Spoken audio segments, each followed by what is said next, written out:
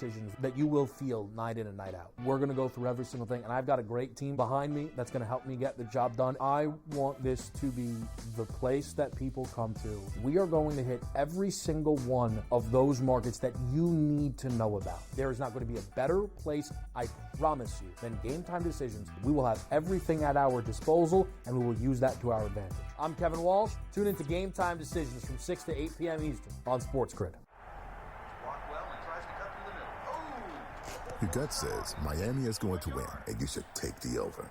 Your gut also said your NFT selfies would only go up in value. They didn't. But your head is on SportsGrid and knows the QB is in concussion protocol. The backup has a 45 QBR against the zone coverage. The New York D has the most sacks in the league. So yeah, trust your head. It's smarter to be on SportsGrid. But if it ends up being 1 versus 2, which seems likely because the Cavs have a 5.5 game lead over Boston, the Celtics 3 games clear of the New York Knicks. They're not unstoppable, not running away with everything, but for them to blow a 5.5 game lead on the backstretch in the NBA, already being a quality team outside of disastrous injuries, I don't buy that at this time.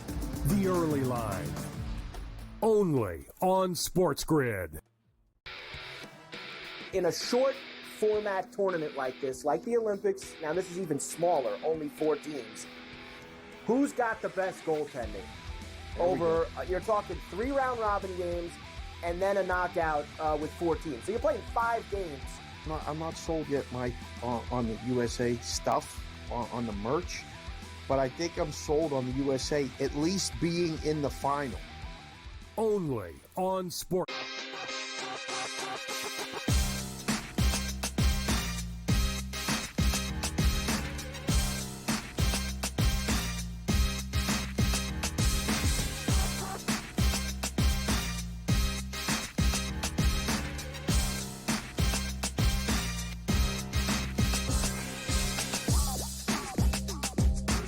Welcome in. It is Game Time Decisions. We are live with you here on a Monday night on SportsGrid. Kevin Walsh for the next 2 hours as we set it up and knock it down. Many will tell you, calm night, not much doing. They're lying. This college basketball board is speaking to me. It's a beautiful college basketball board. There's SWAC, there's Southland, there's MEAC. There's also some Big 12, some ACC. We'll get to it all. You know, there's certainly some NBA conversations we could pick up as well here on a Monday night. But the main event appears to be the Four Nations tournament going on, presented by the NHL. We had a game already today from the Four Nations where Canada clinched their spot in the final for a rematch with USA. They beat Finland 5-3. McKinnon with a pair of goals. McDavid opened up the scoring, tacked on an assist as well. So USA now plays Sweden tonight. And this is an event that, and I mean the Four Nations event as a whole, that has been getting rave reviews. We're seeing a big uptick in interest for hockey that we're not really accustomed to. And that's from viewership to betting. People are getting in the mix with the Four Nations, especially this past Saturday when we saw Canada versus USA. A 3-1 USA final. A lot of people with the red, white, and blue pumping through their veins, jazzed up, excited. And that's a nice thing. That's a nice thing. I will say hockey probably became the first league ever to have their all-star game be significantly more interesting than their regular season, but we'll keep it positive. We'll keep it positive, right? Now, tonight's game is maybe the weirdest game you'll ever see. The Four Nations tournament is an exhibition.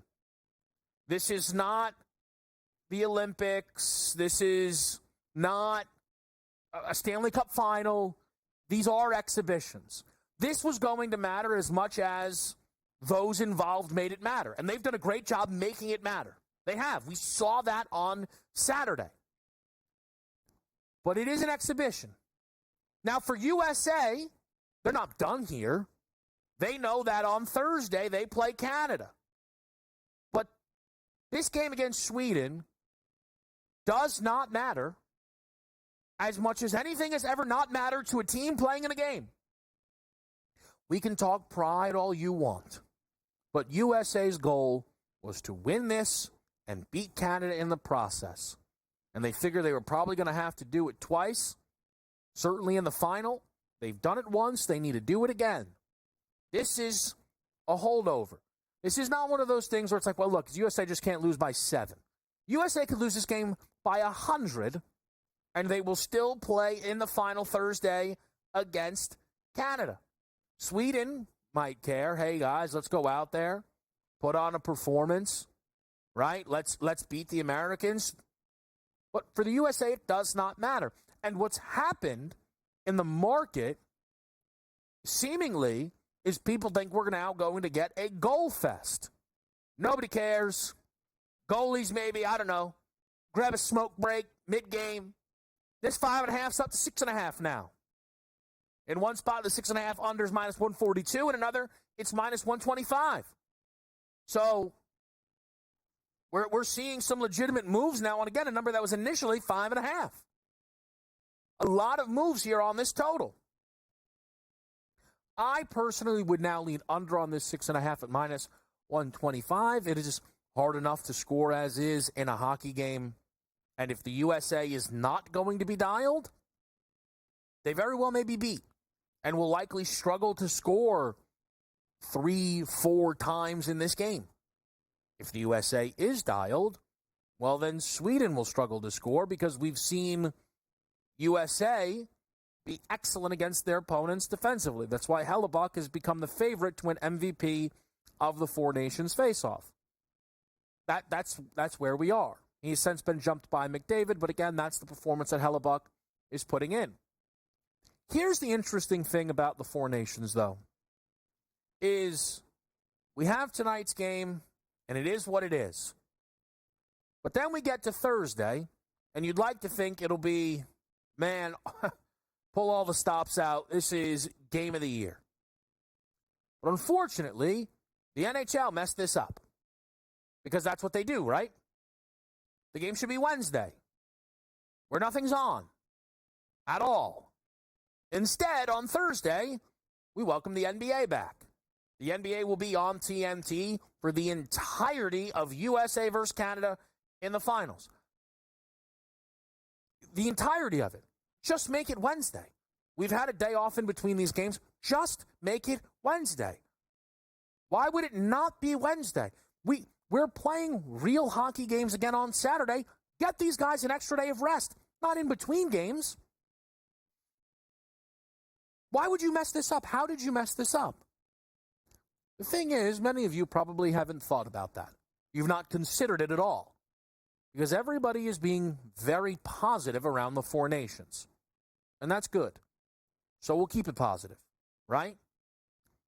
But could you imagine if all we talked about was why is this on Thursday instead of Wednesday? Or if all we talked about was where's Ovechkin, why didn't they get Russia in?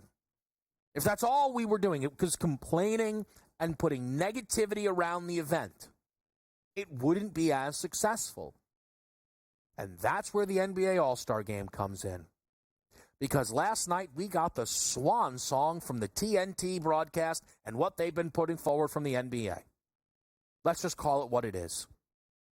We had a 3+ hour All-Star Sunday that was the worst we've ever seen. And without a shadow of a doubt, the best thing we actually got was the basketball.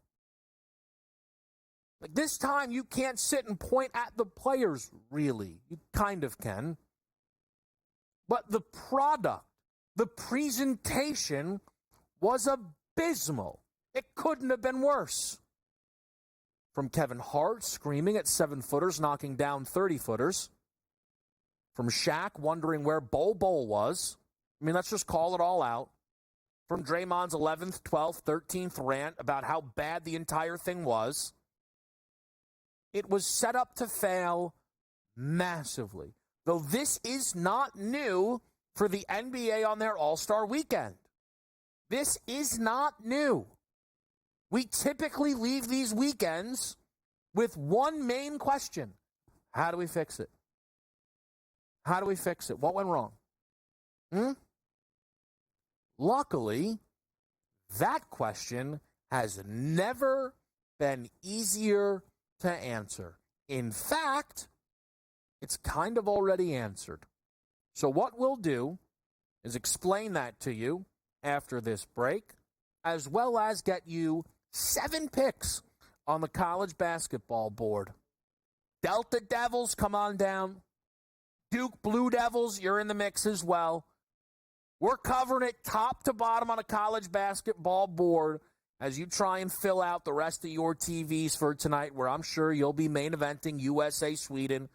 We'll try and root in under 6.5 at a tangy minus 125. We'll be back right here with you. It's Game Time Decisions on SportsGrid.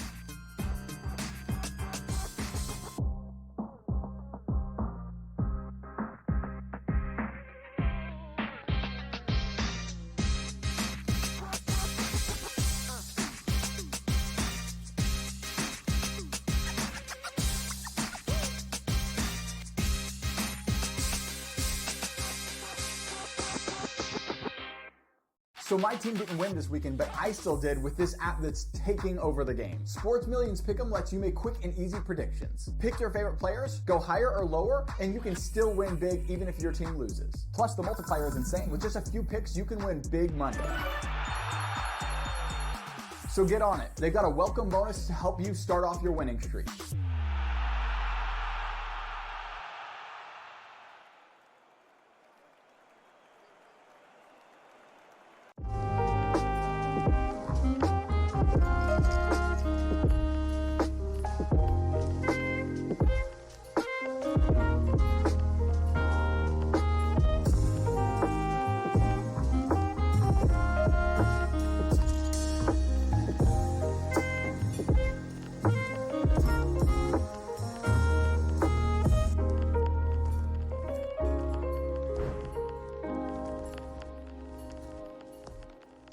Anyone that's been to a sporting event, the atmosphere before a game, I think Game Time Decisions has that same exact atmosphere.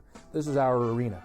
This is what we do. There is going to be an energy to Game Time Decisions that you will feel night in and night out. The excitement you get when you lock your bets in, when you're figuring out what you want to do, we can zone in on the biggest games each night. I want this to be the place that people come to before the game starts so they feel as ready as possible to lock in their cards. We are going to hit every single one of those markets that you need to know about. We're going to go through every single thing, and I've got a great team behind me that's going to help me get the job done. There is not going to be a better place, I promise you, than Game Time Decisions to get that new information, react to it, and be able to then bet accordingly. We will have everything at our disposal, and we will use that to our advantage.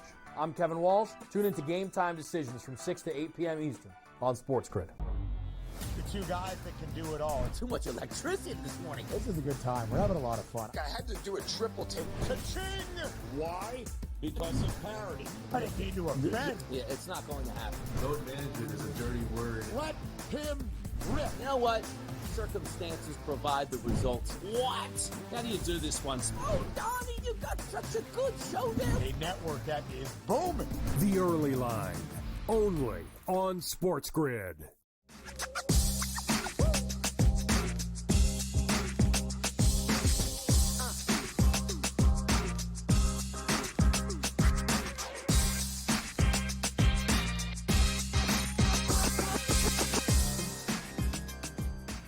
Back right here, it is Game Time Decisions. What do we want first? We want All-Star Game solutions. We want college basketball cards. What do we want? We want Mississippi Valley State plus 17.5. What do you think? Bethune-Cookman, we're in the mix. Here's what we'll do. We'll go through this NBA thing quickly, as quick as I can for the people. We will have time to expand on the college basketball card tonight. The NBA All-Star Game next year will not be on TNT. That's why we sat through that 15 minutes nonsense of thanking them and then bringing out fish gear from Kevin Hart. And it's going to go to NBC. And NBC has the layup of all layups. See, I've never found it to be hard when people ask, how do you fix this? Okay? But it's never been easier. All right? Step number one is very simple. When you bring in your commentators, your broadcasters, your analysis, anybody else who's going to be speaking around the game, just tell them, hey, we're happy to be here. We want to be here. Don't be miserable. Don't be negative. Actually care. At minimum, don't tell people immediately how little attention you're paying. That'll be a huge improvement, right? This all starts on the Friday, and the theme will run, just play the hits. Rising Stars game is fine, but we're not doing this first to 40. We're going to play a basketball game, and we're going to go back to rookies versus sophomores.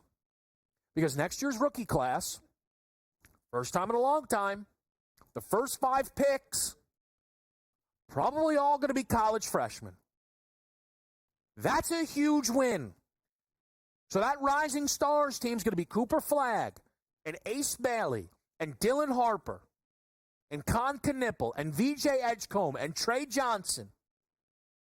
And people are going to be interested in that, especially Cooper Flagg. Play the hits. And a little added bonus, since the game is in L.A., that sophomore team might just have Bronny James. Now we're cooking. Now we're cooking. Friday's a success. Now we get to Saturday. Get the stars to show up. I don't need LeBron to do it. We're past that point. Get some stars to show up. Here's what you do. Everybody talks about throwing money at it. Strip the money away. Forget Starry or State Farm or Kia. Tell Nike to sponsor it. Hey, Nike, guess what? You can sponsor it for free, but you provide the guys. You actually get your guys to stay. Nike Adidas Slam Dunk Challenge. Ja Morant versus Anthony Edwards. Oh, the dunk contest is back. It does not have to be that hard. Ja's tweeting, ooh, I might do it. Do it. Giannis is like, you do it, I'll do it. Just do it. Just do it, man. Just do it. Nike, wow. This is a $1 million+ campaign, and they're getting it for free right here on Game Time Decisions. That's a bad job out of me. That's the last one. And then here's what you do for Sunday, because now I'm done giving out the Saturday free campaigns. East versus West. Just bring the game back.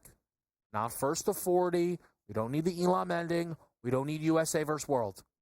I've liked it in the past. The more you think about it, it's not split down the middle. We're not sending Rudy Gobert and Bogdan Bogdanovic to the All-Star game and keeping the actual best players in the world at home so we can try and get effort.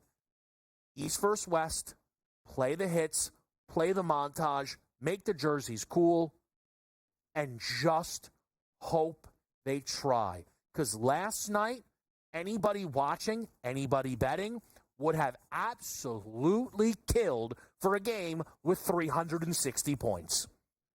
185, 176, I'd be crying tears on my couch watching that game last night. Just play the game. Maybe ask the coaches, when nobody's trying whatsoever, care a little bit. If Tatum gets too hot from 3, pull him. Let Jokic get in there, slop it up, dribble the ball off of his feet, throw it over his head, throw it out of bounds. I don't care. And slow them up. As long as it's close in the fourth quarter, you will be fine. You will be absolutely fine. Put some money on the line at the end, and you'll be golden. And lastly, to once again give out an unnecessary but another reminder that I am the most unbiased man in the history of sports media. If any player ever does what LeBron did last night, or Anthony Edwards, you can break the fine record. What those two did is so unacceptable, I cannot believe that they won't be fined. They should be fined. You get fined if you're all of a sudden not on the injury report. You get fined if you miss a big game when you're not supposed to. LeBron knew he wasn't playing in the All-Star game. It's not like that means LeBron wouldn't have been an All-Star. You get named an All-Star, you get replaced. You took a spot away from Devin Booker. Come on. And Devin would have been excited to get that nod. You know he would have. Anthony Edwards, we came out, it's actually his groin's injured. And then another reporter, he's got a cold. Interesting. We don't even know what's wrong with him. Fine. That cannot happen. We can't just pull out of the game right before tip. 3 hours before tip. And maybe it was a statement. Maybe guys, I don't know, okay? Next year, all they got to do, play the hits. Rookies versus sophomores, some stars in the dunk contest, East versus West, and people at the game, calling the game, talking about the game, who actually like the game. That is all they need. Here's what I'll do, because I appreciate you hanging out here. We'll speed run the card, and then we'll expand on the card. Mississippi Valley State plus the 17.5.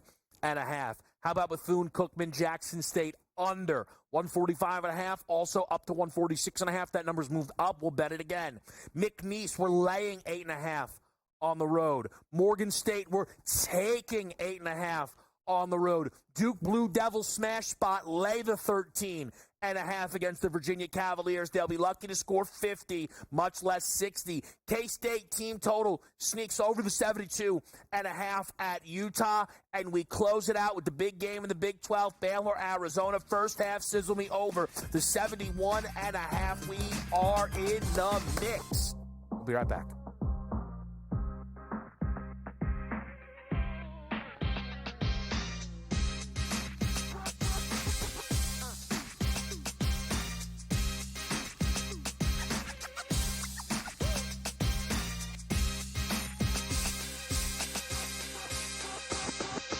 There is going to be an energy to game time decisions that you will feel night in and night out. We're going to go through every single thing, and I've got a great team behind me that's going to help me get the job done. I want this to be the place that people come to. We are going to hit every single one of those markets that you need to know about. There is not going to be a better place, I promise you, than Game Time Decisions. We will have everything at our disposal, and we will use that to our advantage. I'm Kevin Walsh. Tune into Game Time Decisions from 6 to 8 p.m. Eastern on SportsGrid.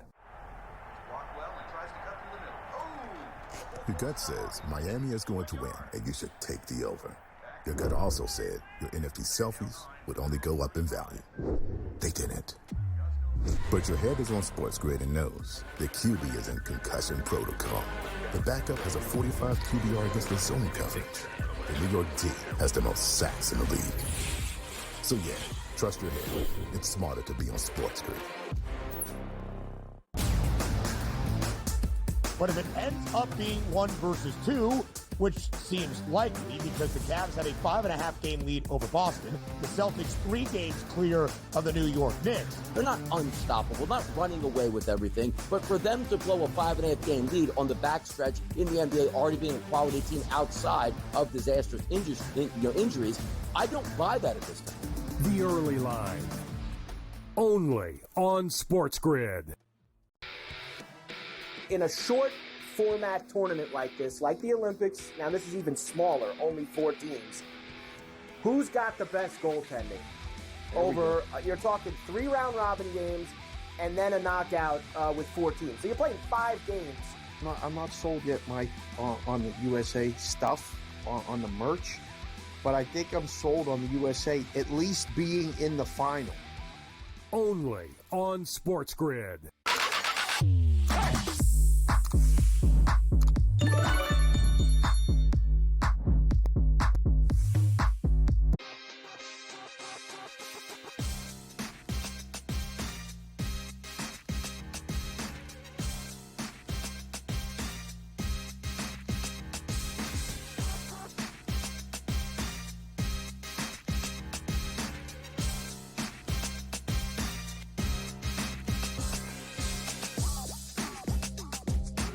Back right here on SportsGrid. Kevin Walsh with you on this Monday night. We're going to get set for some Sports Million Pick'em. Excited to see when we get baseball in the mix over on Sports Million Pick'em. We have a very pro baseball group here. They're very excited. Shane McClanahan's name, Sandy Alcantara's name, all getting tossed around in the back. I heard something about Pete Alonso, home runs, higher, lower. I mean, we'll see.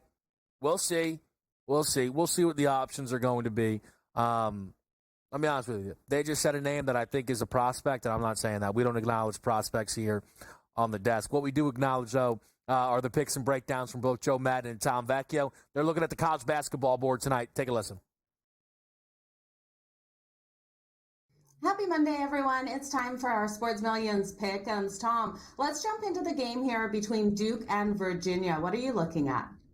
Yeah, we'll start off with some college basketball this week. NBA will pick back up later in the week. And I am going to Duke, their star player, Cooper Flagg, and lower than 20.5 points. And he's been under this mark in 3 of the last 5 games. The matchup versus Virginia is an okay one, but overall, I'm worried about how many essentially bites at the apple he will have. When we look to Virginia this season, out of 364 Division I men's basketball teams, they are 363rd when it comes to offensive pace. They're the second slowest team in the entire country. So I expect Duke to win. Yes, of course. I just don't know how many chances he will have because we're going to see the ball distribute a little bit. And again, he's been under this mark in 3 of the last 5 games. I expect this as a slower, lower scoring game. I think he'll be fine overall, but just not a massive 30, 40-point game from him. Okay, I completely understand where you're going. I think if you're looking at Cooper Flagg, I would look at his assists higher than the 3.5 because I think that's definitely a market that he's able to reach while still staying under those points because I am looking at another player here for Duke that is looking to reach a milestone. Could he hit it tonight? He absolutely could versus the Cavs defense out here. We're looking at Virginia, and this team is allowing 64.6 points per game. They have been stronger on defense in certain areas, but I do think Tyrese Proctor coming out here will be able to hit his threes tonight. Looking at Tyrese Proctor, he is at a high for his career at hitting those deep balls, 41.2%. We're looking at him coming off a game versus Stanford where he was able to hit 23 points. He went 5 of 9 from deep in that game, and he has a point total here of 11.5. Now, I talked about him looking to set records. He's been with Duke for the last 3 years. He has 978 points, 22 points short of 1,000. And I do think he has every ability to hit it in this game tonight. And if not tonight, over the next couple. So look for Tyrese Proctor to come out nice and strong. I'll take him higher than 11.5 points in this matchup versus the Virginia Cavaliers, Tom. We will roll to college basketball tomorrow. NBA is back on Wednesday, and we will continue from there. Yeah, it should be great. We'll see you guys tomorrow. Back right here on SportsGrid. We are actually going to talk to the Sports Millie duo in a little bit on our show here tonight around everything 4 Nations. I know a lot of people are really, really excited for that. Before we talk some other college items here, let's hear about just a few more of your options over on Sports Millie and Pick'em. Enjoy Sport Millions pick'ems, but hey, making picks yourself? Well, Sports Millions has you covered. Head on over to Sports Millions Blitz'em right now and let the computer do the work. Go to sportsmillions.com/blitz'em to be able to win big prizes without having to make a single pick yourself. That's sportsmillions.com/blitz'em. All right, we're back with you right here. And Cooper Flagg tonight, I'm sure going to be really popular over on Sports Million Pick'em. I think one of the fascinating things you see is higher, lower assists right now is 3.5. And this Virginia team is just a far cry from where they wanted to be, where they expected to be. And that's what happens when your coach retires right before the season. They are as slow as ever, bottom 5 in the country. But they don't have a top 100 defense. Usually they can find a way to eke one out. And I think that's what's going to be so fascinating about that game tonight is can Virginia score the basketball is obvious. But, I mean, can they even stop Duke? And this is a Duke team that just scored over 100 in their last game. Yes, at home, different opponent, Stanford, but still. This is a far cry from, the DeAndre Hunter Virginia Cavaliers. We'll talk more college hoops with you next here on SportsGrid.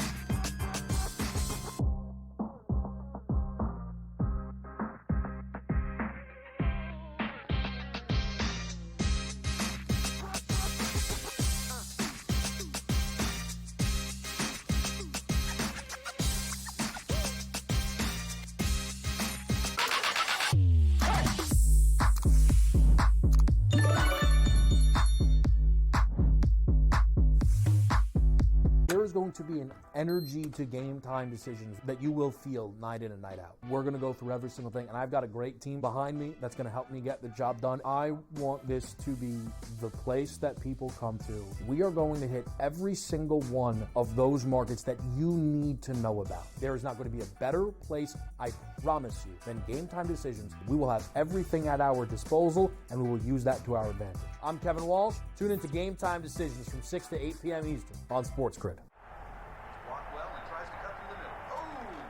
Your gut says Miami is going to win, and you should take the over. Your gut also said your NFT selfies would only go up in value. They didn't. But your head is on SportsGrid and knows the QB is in concussion protocol. The backup has a 45 QBR against the zone coverage. The New York D has the most sacks in the league. So yeah, trust your head. It's smarter to be on SportsGrid.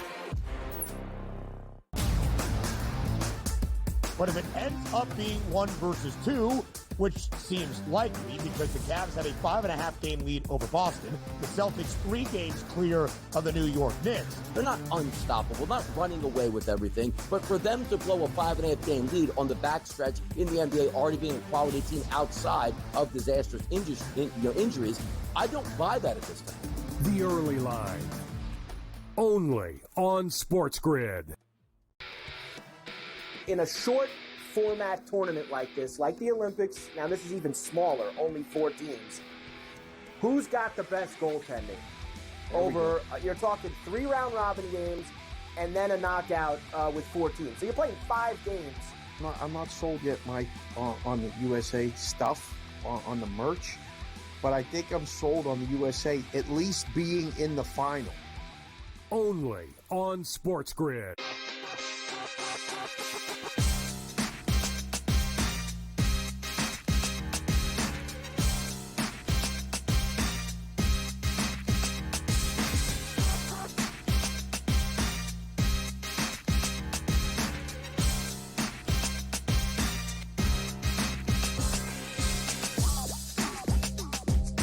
With you right here on SportsGrid. And again, we've got some fun action tonight on that college basketball board. You know, one thing I just want to expand on to people, but Mississippi Valley State, worst team in the country by a whole lot. I mean, by a whole lot. We're taking the 17.5, and I'm betting Mississippi Valley State until their season is over. Because they play the fewest home games in the country against actual Division I teams. They've only played 5. Guess who's 4-1 against the number in those games? Yeah, you guessed it. Those Delta Devils. Little spicy, this group. They haven't even won a home game, again, against Division I competition. Numbers a little high tonight in the SWAC. That's where we're getting underway. And I just wanted to set the tone for what kind of night we have and what kind of week this might just be. My guy, Coach James Young, in the mix here on a Monday night. JY, how we feeling? My man's hitting the SWAC. Oh, my God. Then listen, Slim Fady, for the hair, is back in your city. We got college basketball tonight. What's up, K-Dub? By the way, if people are excited, I will let people know Saturday, and I'll see if Mississippi Valley State is playing, but JY and I will be live here in person on SportsGrid, Duke, Illinois, Lakers, Nuggets. 8 o'clock tip at the Garden for Cooper Flagg and Duke against Illinois. And we are going to get into Denver and L.A., Jokic versus Luka. And LeBron's in the mix. Cannot wait till we get there. We'll have questions for Coach around both of those games by the time we get there. But I want to start with tonight's board. And let's start with those Duke Blue Devils. They're playing Virginia, a pretty bad UVA team. So they're now 13.5, 14.5 point favorites. What do you think of this one? You know, Kevin, I get nervous with the line because Virginia is still, without Coach Bennett, still plays that pack line defense. They're the slowest team in the country, right? And people don't understand Duke's defensive metrics are top 10 nationally, and they're 308 in possessions per game. Best way to play it, Virginia team total under 58.5. Duke has held 3 of the last 6 opponents to this number. They play, Kevin, some of the best defense in the country, the Duke Blue Devils. Amazing saying that with such a young team, but they play great defense. Virginia can't score. They walk the ball up the floor. It lines up. Team total under, I think it's 58.5 for Virginia tonight. I laid 13.5 in that game with Duke. I understand what Coach is saying about being nervous. Look, and I think if you prefer the team total, you can certainly play it. For me, I think Duke's offense could also score in this game. You know, against Clemson, their team total was around 70.5. Tonight's team total is about 2 points higher. Clemson very slow. Worlds better defensively than this UVA team. And that was the last time we saw Duke on the road, that game. They lost. Duke's going to want to step it up. Duke's going to want to bounce back, I think, on the road. Tough environment. I like what Duke brings to the table. I think JY's look comes home, but I'm going to lay the 13.5. It's how I like to play it. Big 12 coach, K-State goes to Utah. The Utes just got a home win against Kansas. How do you think it looks on the follow-up? You know, now that you have two teams, you know, in the Big 12, Kansas State's going from BYU to Utah, right? So they're already in state. So to me, the turnaround time of only 1 day prep doesn't mean as much. Coach Tang's big team, 9-1 against the spread the last 10 games. That one loss against the spread, last game. Utah played well, beat Kansas. So now I think it goes the other way. I think bounce back spot for K-State. Give me the K-State Wildcats plus I think it's about 2.5. They get the job done tonight on the road. I'm on a Kansas State team total, so JY and I kind of trading places on these games, but I do think it is a good spot here. The Utes off of that great victory. Maybe the defensive focus slips just a little bit. K-State in their last game against BYU, 22 first-half points, slow start, scored 43 in the second half, finished 6 of 21 from 3, and 9 of 17 from the line. I think that all bounces back tonight. Utes could be hot. Again, both JY and I can come in here. I'm on a team total in this spot. And then the big one late night, JY, it's Baylor, Arizona. How are you betting this game? This is going to be a tough one tonight, you know, and if I look at the game, last game Arizona lose 62-58 versus Houston, in which right now Caleb Love has got, Kevin, he's got to get out of this funk. The problem with Caleb Love is he gives you these stretches where he can't knock down shots. Baylor has been better. I know they just didn't cover the spread, 74-71 versus West Virginia. I'm going to take a chance here. I'm going to go Baylor on the money line to get the job done at home. I think that matchup zone can give them fits a little bit. Baylor gets a big win in Waco. So I played a first half over in this game, 71.5 at -106. I will say it is a very interesting spot as I look more and more in this game. And sometimes we want to go off our best numbers, but sometimes you have to go off feel. And I feel as if these two teams with their most recent opponents, both have played Houston very recently. Baylor played a very slow, good defensive team in West Virginia. I think they'll be excited to get out there and just run a little bit. I think they're going to be kind of feeling loose early. I think one of these teams touches 40 in the first half, and that should kind of carry the load there for me. But, Coach, you mentioned Caleb Love. This is one of the most fascinating players in the country because he is a career 37.6% shooter from the field. Only once in his career has he been above 38% from the field. I mean, if you round up this year, he's at 38. His three-point shot, again, for his career, 32%. Caleb Love had a run with North Carolina that was great. I feel when I look at this Arizona team, I don't take them serious as a national title threat because you're asking Caleb Love to bottle magic that I just don't even think exists. With respect, but it's just, JY, these games, right? Their most recent run of games, 21, 36, 42, 38, 27, 20, 40. Those are his field goal percentages. There's wins in there. There's losses in there. There are no. We don't shoot 50% if we're Caleb Love. If he does, they'll win that game, and then the next game he's going to shoot 32%. You know, and the thing that bothers me the most with Caleb is, and Kevin's right. He had a nice run in one NCAA tournament, and everyone now thinks he's a shooter. He's never had the shooting splits, Kevin. And I think my bigger concern is even this year, right, its 3-point numbers are down in regards to attempts. He's getting 4.4 3-point, I'm sorry, from his freshman year. 4.4, 6.6, 7.4, 7.7, 7.8. This guy is literally he'll shoot you out of games, Kevin. JY. Carolina. To your point, that run, right? Opening round scored 23. Next game scored 5. Then he scores 30 against UCLA. Next game 14. Scores 28 against Duke. That was the game. 13 points on 5 of 24 shooting in the national championship against Kansas. They lost by 3.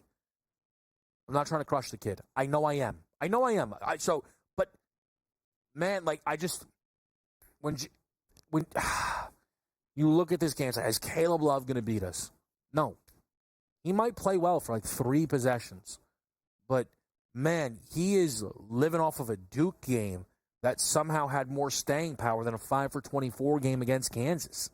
And I think there's a reason why he's been in college this whole time and never felt the momentum was there for him to jump to the league. So we'll pause it right here. We got Coach coming back.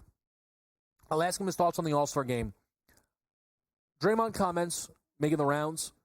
The one that people, I think, are skipping over maybe too easily, Draymond was then forced into guaranteeing the Warriors are going to win the title this year. We'll talk about that next on Game Time Decisions.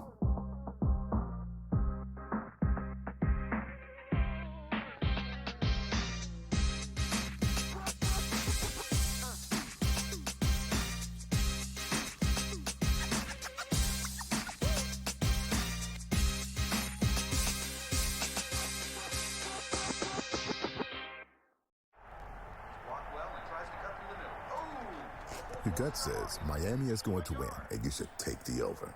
Your gut also said your NFT selfies would only go up in value. They didn't. But your head is on SportsGrid and knows the QB is in concussion protocol. The backup has a 45 QBR against the zone coverage. The New York D has the most sacks in the league. So yeah, trust your head. It's smarter to be on SportsGrid.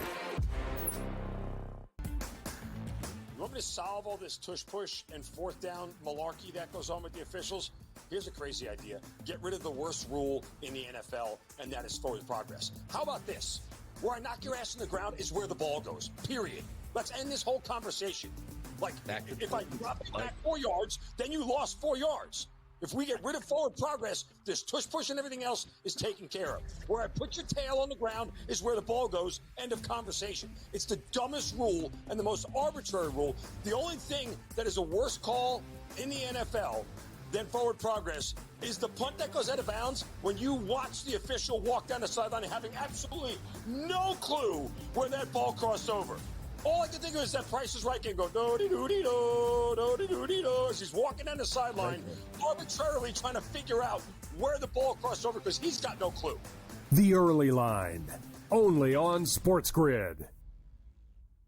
There is going to be an energy to game time decisions that you will feel night in and night out. We're going to go through every single thing, and I've got a great team behind me that's going to help me get the job done. I want this to be the place that people come to. We are going to hit every single one of those markets that you need to know about. There is not going to be a better place, I promise you, than Game Time Decisions. We will have everything at our disposal, and we will use that to our advantage. I'm Kevin Walsh. Tune into Game Time Decisions from 6 to 8 p.m. Eastern on SportsGrid.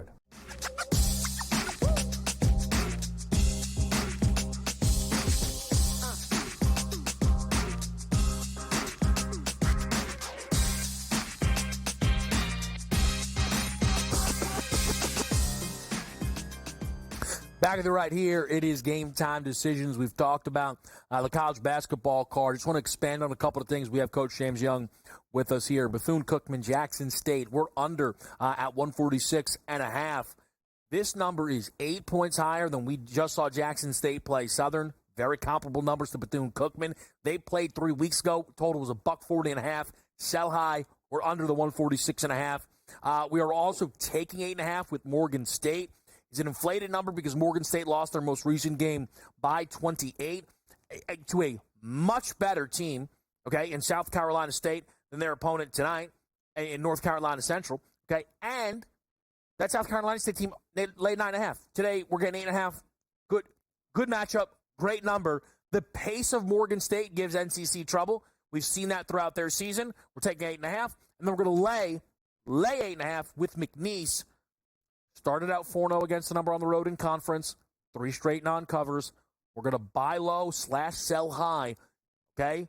SC Louisiana, they won 11-12. Most recent game, overtime, wake-up call, McNeese rolls. Okay, that's the college card. JY's with us here. Coach James Young, again, reminder, and you're going to get these a lot. Saturday night, me and JY.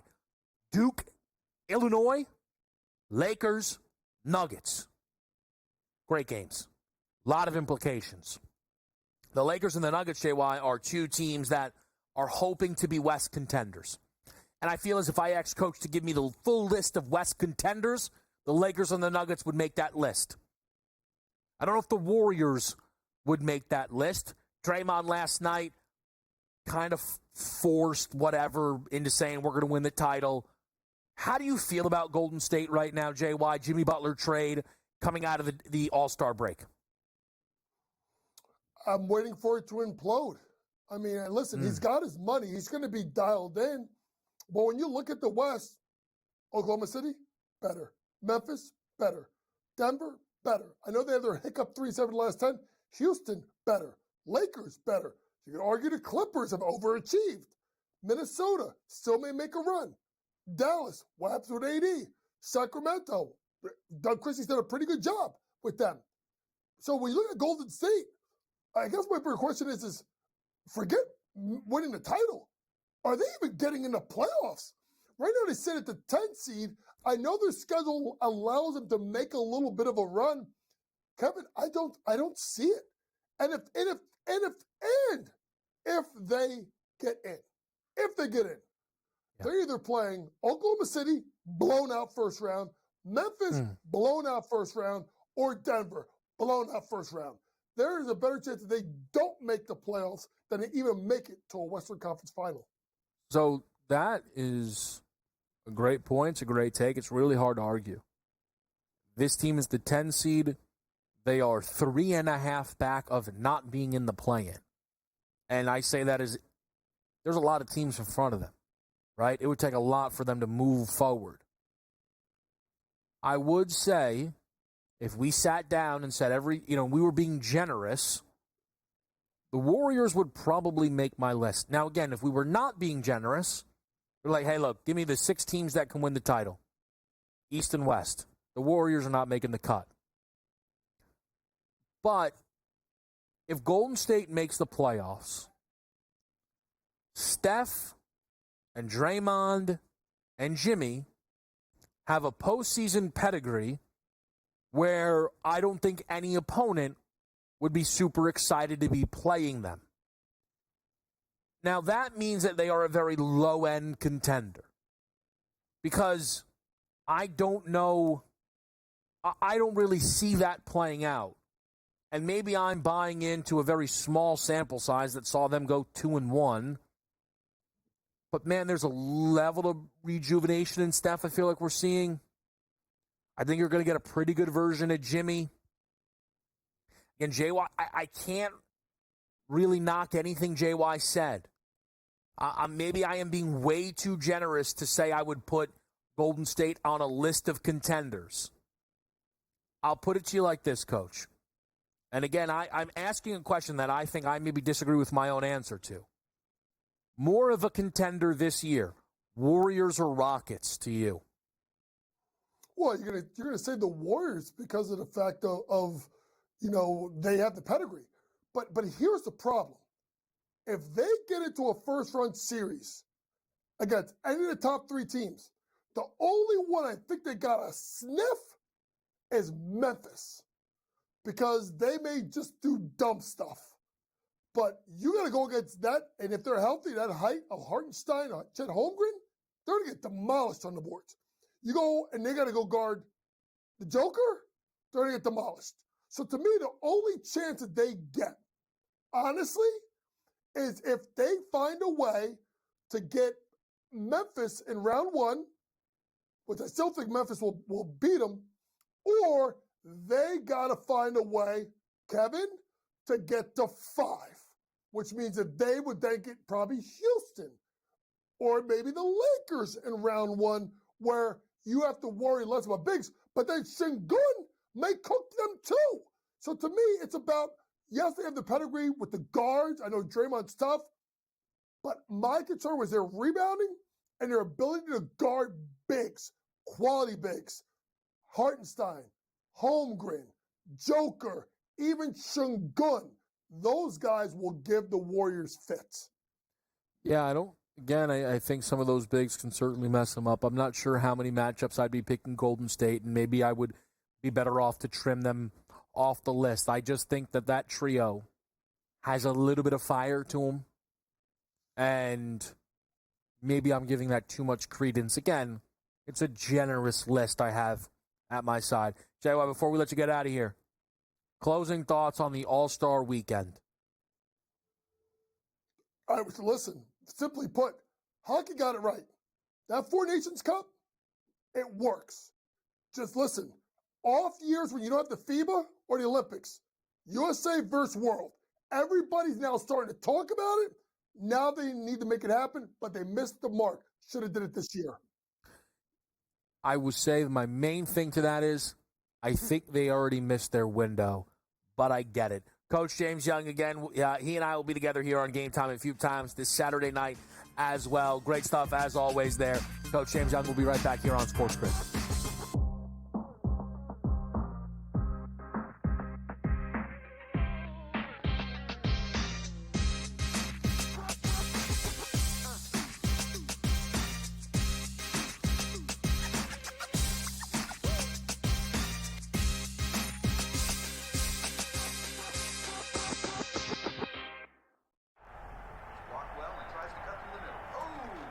Your gut says Miami is going to win, and you should take the over.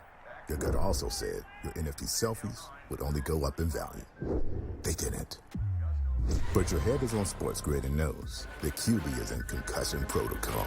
The backup has a 45 QBR against the zone coverage. The New York D has the most sacks in the league. So yeah, trust your head. It's smarter to be on SportsGrid. You want me to solve all this tush-push and fourth down malarkey that goes on with the officials? Here's a crazy idea. Get rid of the worst rule in the NFL, and that is forward progress. How about this? Where I knock your ass in the ground is where the ball goes, period. Let's end this whole conversation. Like, if I drop it back 4 yards, then you lost 4 yards.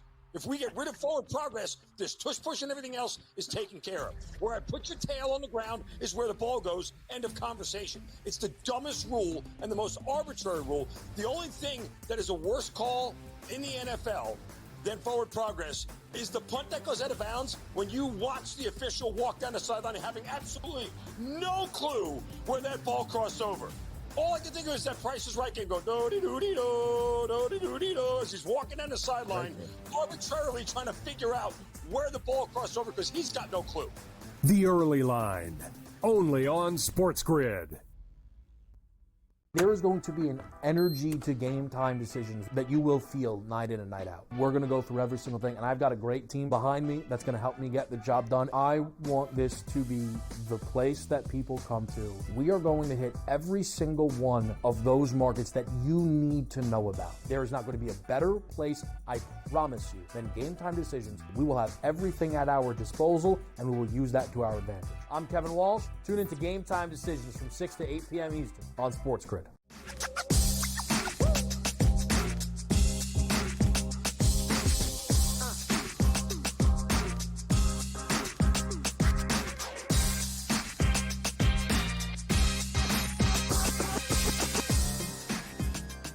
Back with you right here on SportsGrid. It is Game Time Decisions here on this Monday night, and kind of a bit of a recap of everything that we have going on. We're going to talk some Four Nations coming up with Tom Vecchio and Joe Madden in just a bit.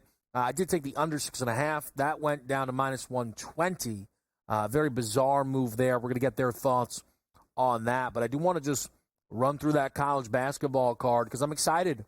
I like when we can get in the mix with a night like this. Sometimes it doesn't land, sometimes it does. But I know a lot of you, if you're here with us tonight, like, man, hopefully KW's got something for me because it's a light night.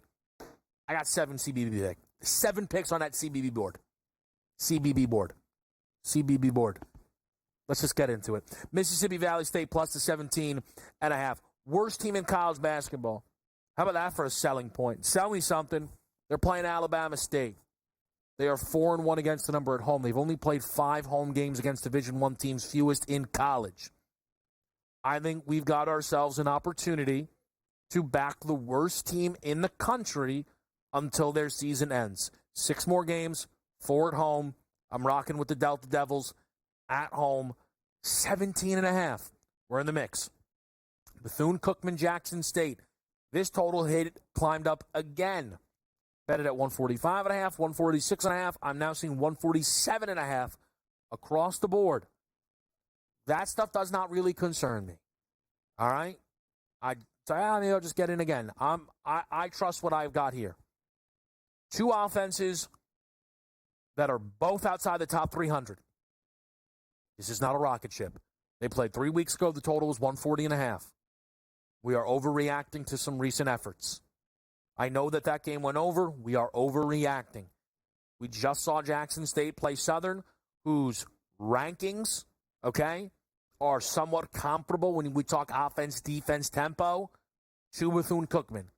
That game was a $138.5, not 8 points of separation. When we are talking total between those teams, under the 146.5. I'm laying 8.5 with McNeese. We know that they are the best team in the Southland. This is a spot for them to prove it. Southeast Louisiana has been getting hot. They won 11-12. Their most recent game, though, was an overtime winner against Nichols. A nice win, no doubt. I think now you run up against the grinding McNeese Cowboys. Great defense, right? Things get a little tough. I think we're getting a little bit of a buy low spot on them here, as well as a sell high. I think it's a perfect spot. This team was 4-0 against the number on the road in conference to start. 3 straight non-covers. We bounce back on the Cowboys. Morgan State, we're taking 8.5 tonight against NCC. Teams that have the pace of Morgan State. Morgan State is the fastest of this group, all right, in MEAC play. Morgan State's going to be able to run here, all right? And NCC has really struggled covering against teams that have that type of tempo. So right away they're up against it. I think this number's inflated due to Morgan State losing to South Carolina State by 28 as a 9.5-point dog. Here's the deal. That 9.5 is more important to me than the 28 because South Carolina State is much better than NCC, and we're seeing a 1-point difference. Overreaction, we buy low. The big games tonight. Duke, we're laying 13.5. 7 of the 12 UVA losses this year have been by 14+. So do not think that they cannot be blown out just because they play slow. They cannot score tonight. They will not score. I think Duke could hang it. I think this could get real ugly. 77-47, 30 points. It would not surprise me. Legitimately. One of the best defenses in the country in Duke, who lost their most recent road game. Last time they had a tough road game was against Wake, right? So, tough road game against Wake. They followed up by beating Syracuse by 29 as a 17.5-point favorite, right? Then a tough road game at Clemson, they lose. They followed up here by absolutely doubling up UVLA. This is a 25-plus point win in this matchup tonight. K-State team total over 72.5. Bounce back spot for them. They didn't get the job done against BYU. Utes are a much quicker basketball team, so it provides more opportunities for a team who's going to get some shooting positive regression here. 22 in the first half, 43 in the second half. So that slow start is what crushed them. They shot at 6 of 21 from 3, 9 of 17 from the line. That's outlier. That bounces back. First half, Baylor, Arizona first half. You heard all those breakdowns? Baylor, Arizona first half over 71.5. It's a lot of vibes. I think these are 2 teams that are looking to run.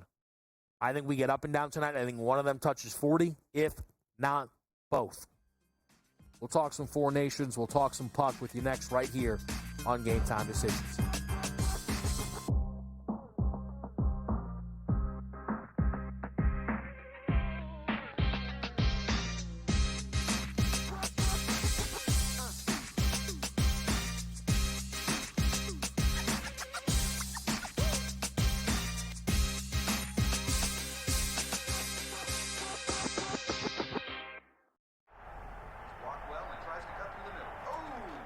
Your gut says Miami is going to win, and you should take the over. Your gut also said your NFT selfies would only go up in value. They didn't. But your head is on SportsGrid and knows the QB is in concussion protocol. The backup has a 45 QBR against the zone coverage. The New York D has the most sacks in the league. So yeah, trust your head. It's smarter to be on SportsGrid. You want me to solve all this tush-push and fourth down malarkey that goes on with the officials? Here's a crazy idea. Get rid of the worst rule in the NFL, and that is forward progress. How about this? Where I knock your ass in the ground is where the ball goes, period. Let's end this whole conversation. Like, if I drop you back 4 yards, then you lost 4 yards. If we get rid of forward progress, this tush-push and everything else is taken care of. Where I put your tail on the ground is where the ball goes, end of conversation. It's the dumbest rule and the most arbitrary rule. The only thing that is a worse call in the NFL than forward progress is the punt that goes out of bounds when you watch the official walk down the sideline having absolutely no clue where that ball crossed over. All I can think of is that Price is Right game go do-de-do-de-do, do-de-do-de-do, as he's walking down the sideline, arbitrarily trying to figure out where the ball crossed over because he's got no clue. The Early Line, only on SportsGrid. There is going to be an energy to game time decisions that you will feel night in and night out. We're going to go through every single thing, and I've got a great team behind me that's going to help me get the job done. I want this to be the place that people come to. We are going to hit every single one of those markets that you need to know about. There is not going to be a better place, I promise you, than Game Time Decisions. We will have everything at our disposal, and we will use that to our advantage. I'm Kevin Walsh. Tune into Game Time Decisions from 6 to 8 p.m. Eastern on SportsGrid.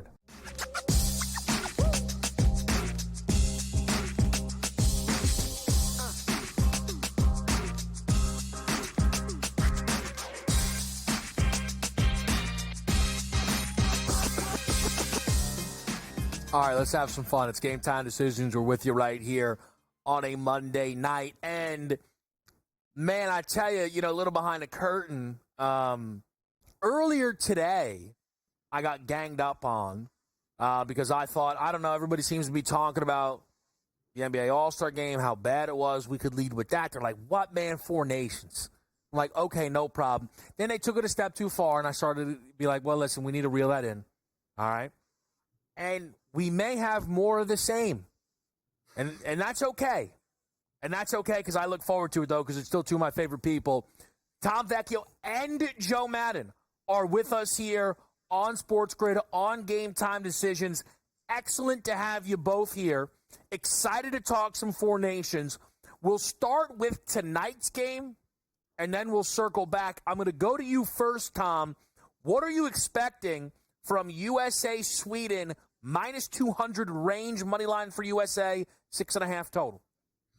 I'm expecting, well, I can't wait to hear your take about the 4 nations overall. We will circle back to that. But I'm expecting a bit of a more open game compared to what we have seen, especially from the USA defense. We know that's going to be Jake Ottinger in net. It's not going to be Connor Hellebuyck. Charlie McAvoy's not in. Matthew Chuck's not in. We're seeing Jake Sanderson on defense, Chris Kreider on offense for the not from the Rangers for Team USA. I expect a little bit more back and forth, right? Just because we know what Team USA has everything to play for. Sweden, you would like to think they come out with a strong effort, still representing their country. They can't move on to the finale, but still come out with a strong effort to close things out. So I don't mind the over. I don't mind seeing some goals. I spoke to Ben and Donnie this morning specifically about Austin Matthews' goal for Team USA. They're playing at TD Garden in Boston. He is hated by Boston fans because he plays for the Toronto Maple Leafs, so I can't wait to see the fans there have to cheer for him when he scores a goal tonight. All right, so we're going to look for some goal scorer action. Quick update for the people who are betting Mississippi Valley State with me. Not a great start. Alabama State went 3, rebound, 3, steal, layup. Delta Devils call a timeout. It's 8-0, a minute and a half in. Not what we're looking for. Not exactly how I drew it up. I think, what is that, a minute and a half?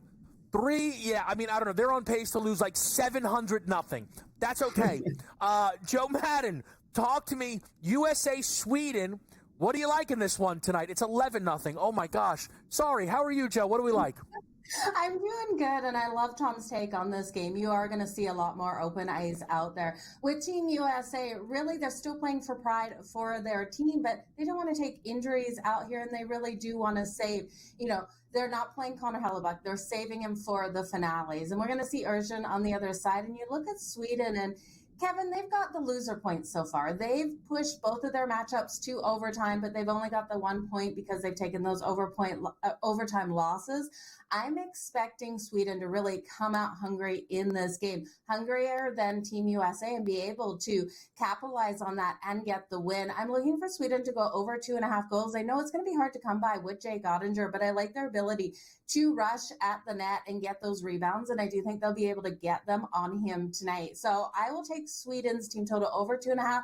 I'm also going to take them second period money line. I love the second period money line. That's coming in at plus 144 for Sweden. I do think with Team USA really locking down defensively, we know how strong they can be at that, even though they've got elite forwards, that we will see that lockdown in the first period. I won't be shocked if Team USA goes up, and at that point, I will be looking at that second period again to come back in on that money line. But at plus 144 going into it, I will take second period money line for Sweden.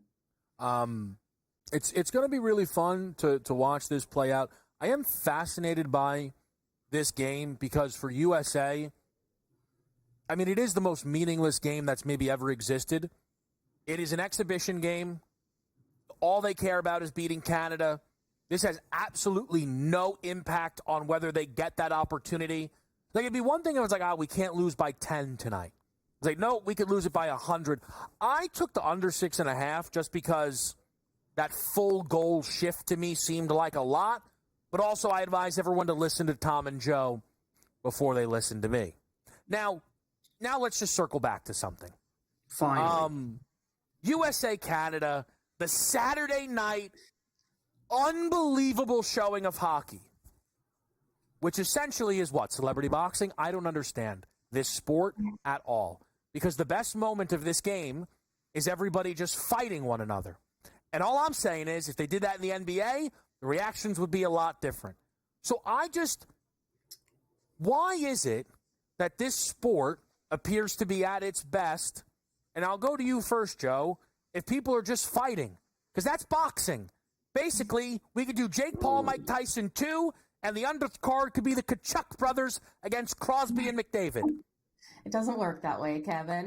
They keep each other in check out there. Players fight for a reason, and there is that huge rivalry. The Kachuk brothers had planned it going into this one. They wanted to rattle Canada, so that was their strategy, which was really dangerous for them because we know how strong that power play was. They also wanted to get under the skin of Canada by rattling them, and then Canada not being able to score on those power plays. Team USA really flexed their power out there on the ice. Fighting has always been part of hockey. It keeps those players in check. If someone puts a nasty hit on one of your teammates, you have to answer because hockey can be such a dangerous game. You've got to protect your goaltender as well. So they fight for several reasons, Kevin, and it can't be eliminated from the game. It's so different than the NBA out there on the ice. What are your thoughts, Tom? I mean, fighting, we're talking about something that took, a minute and a half total of the 3 fights when the game is 3 hours long. We're talking about such a small percentage of the time that fighting takes up. It's just a part of it. It happens to an extent in baseball. Throwing at hitters is the thing in baseball. It's an unwritten rule, whatever it is. That is a tactic by pitchers to rattle the other team. Fighting is just a tactic when it comes to hockey, and that it may never happen in the NBA. It shouldn't happen in the NBA. It'd be great to see it happening in the NBA or in baseball where they're allowed to fight. They're allowed to fight in football, and then you just get it out of your system and you move on. There's the same thing in baseball. I'm gonna go back to the pitching, throwing at hitters, trying to get under their skin, running across the mound, whatever it might be. It's just a part of the game. It should be there.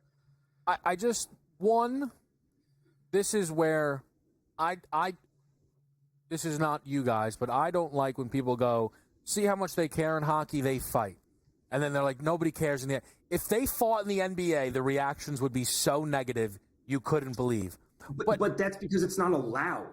And that is breaking out of the norm. It is allowed in hockey. But do you think that they should consider allowing fighting then in the NBA? I mean, that's a whole different thing. I would say no. Like, the sports that don't have it shouldn't have it. Like, there's to an extent, it is a violent game. Like, basketball isn't a violent game where there's, collisions. You could say it's a very physical game, but that's different than hockey and football. So it will always be a part of hockey. Like, the example I always use when we bring this up is like when the Oilers traded Wayne Gretzky, you know who was also involved in that deal? Marty McSorley, because Gretzky said he wasn't going to the Kings. It's not like the Kings had to have Marty McSorley, but no, Marty McSorley is one of the best enforcers ever, and he knew he had to be on the ice when Gretzky was there to protect him. Things happen. It's been going on for decades, and it will continue to go on. And it will. It will. For me, again, the best hockey game of the year, the best moment was a bunch of fighting. And that will always be off to me. And it's probably why I've never connected with the sport like everybody else. But I'd rather the best moment be hockey. But again, I'm crazy. Let's talk about USA Canada with Tom and Joe next right here on Game Time Decisions.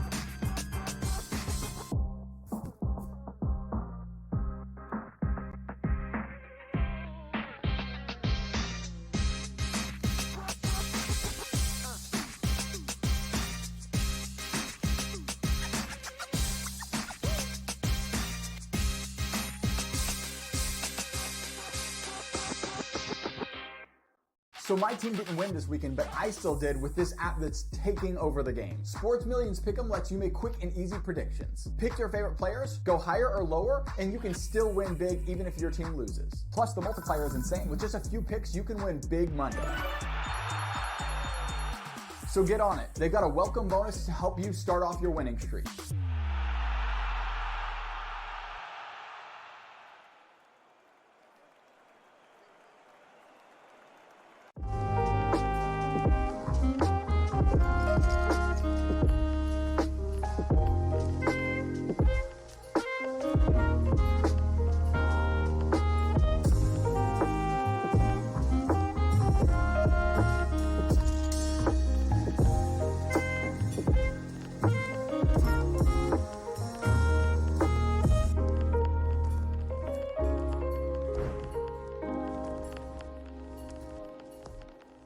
Anyone that's been to a sporting event, the atmosphere before a game, I think Game Time Decisions has that same exact atmosphere. This is our arena. This is what we do. There is going to be an energy to Game Time Decisions that you will feel night in and night out. The excitement you get when you lock your bets in, when you're figuring out what you want to do, we can zone in on the biggest games each night. I want this to be the place that people come to before the game starts so they feel as ready as possible to lock in their cards. We are going to hit every single one of those markets that you need to know about. We're going to go through every single thing, and I've got a great team behind me that's going to help me get the job done. There is not going to be a better place, I promise you, than Game Time Decisions to get that new information, react to it, and be able to then bet accordingly. We will have everything at our disposal, and we will use that to our advantage. I'm Kevin Walsh. Tune into Game Time Decisions from 6 to 8 p.m. Eastern on SportsGrid. The two guys that can do it all. Too much electricity this morning. This is a good time. We're having a lot of fun. I had to do a triple take. Ka-ching! Why? Because of parity. I didn't mean to offend. Yeah, it's not going to happen. Load management is a dirty word. Let him rip. You know what? Circumstances provide the results. What? How do you do this once? Oh, Donnie, you got such a good show there. A network that is booming. The Early Line, only on SportsGrid.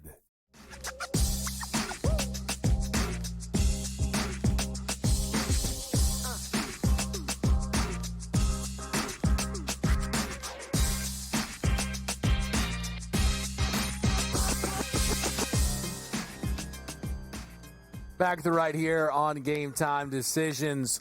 And tonight, USA Sweden. We've got a minus 200 favorite in USA. We've got a 6.5 total. On Thursday night, not Wednesday for some reason, Thursday, USA Canada. USA is the favorite at minus 125. The total is 5.5, but it looks like people are betting this already, and they are betting under at minus 132. So I'll go to you, Joe, first this time. Do you have some thoughts already for the rematch, which will be on Thursday night? Yeah, absolutely. I'm so excited for this rematch. And I do think Team Canada has every opportunity of pulling off the win, but there's a couple things that they need to do. Now, we will see Cale Makar out there on the ice. Hopefully, keep your fingers crossed, because he did play in today's game. And he missed that last game versus Team USA. He's such a solid defenseman, and I do think he will be a difference maker out there on the ice. For Canada to win, though, this has to be a lower scoring, back and forth battle defensively between these two teams. We know the storyline between the goaltending here. Connor Hellebuck, definitely the stronger goaltender between the two teams.